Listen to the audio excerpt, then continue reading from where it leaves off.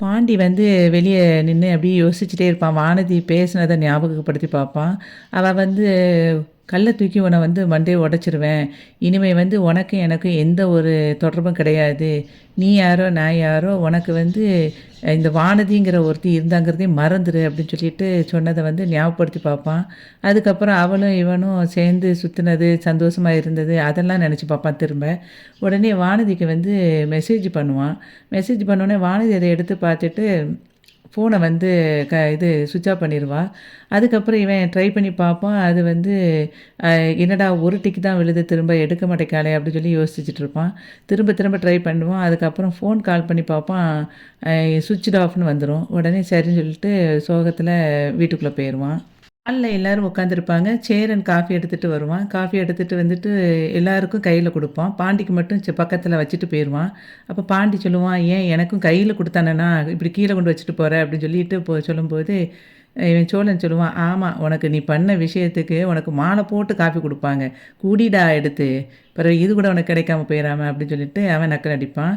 உடனே பக்கத்துல இருக்கிற இவன் சொல்லுவான், பல்லவன், "அண்ணே உனக்கு வந்து வானதி கூட இன்னும் ரிலேஷன்ஷிப்ல இருக்கியா? அல்லது பிரேக்கப்பா?" அப்படின்னு சொல்லி கேட்பான். உடனே நிலா கேட்பா, "ஏன்டா அப்படி பல்லவா சொல்ற?" அப்படின்னு சொல்லி கேட்பா. "இல்ல, நம்ம நேத்து எல்லாரும் அவங்க வீட்டுக்கு போகணும்னு கிளம்பிலாம் இருந்தோம். ஆனா நம்ம வந்து போகல. அது வானதி சும்மாவே கோவப்படுவாங்க பயங்கரமா.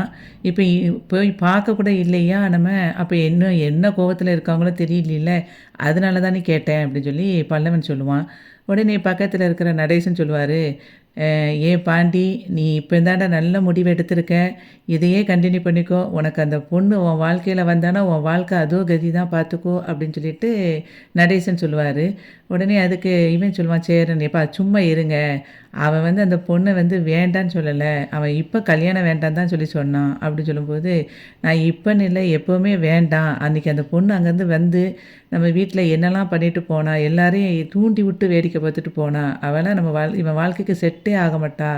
அப்படின்னு நடேசன் சொல்லுவாரு. அதுக்கு நிலா சொல்லுவா, "அங்கிள் சும்மா இருங்க அங்கிள்." அப்படின்னு சொல்லி சொல்லும்போது, இவன் சொல்லுவான், "அ நான் வந்து என்ன சும்மா இருக்கிறது? அதான் சம்மந்தப்பட்டவனே நான் இவ்வளவு பேசுறேன். அமைதியா தானே இருக்கான்." அப்படின்னு சொல்லிட்டு நடேசன் வந்து பாண்டிய பார்த்து சொல்லுவாரு. பாண்டி உடனே சொல்லுவான், "நீங்க அமைதியா இருங்க. நான் எல்லாத்தையும் பார்த்துக்கிறேன்." அப்படின்னு சொல்லி சொன்னோனே, எல்லாத்தையும் என்னத்த பார்த்துக்கிடுவேன்." அப்படின்னு சொல்லிட்டு அவர் எந்திரிச்சு போயிருவாரு. அதுக்கப்புறம் வந்து இவன் சொல்லுவான், சேரன், "நீங்க வந்து பொண்ணுங்க கிட்டலாம் எப்படி நடந்துக்கணும்னு முதல்ல ஃபர்ஸ்ட்டு 2 பேரும் கத்துக்கோங்க. எல்லாரும் வந்து பொண்ணுங்கள வந்து கஷ்டப்படுத்தி தான் பார்க்குறீங்க. அத வந்து எப்படி கஷ்டப்படுத்தக்கூடாதுங்கிறத முதல்ல கத்துக்கோங்க." அப்படின்னு சொல்லிட்டு சேரன் சொல்லுவான்.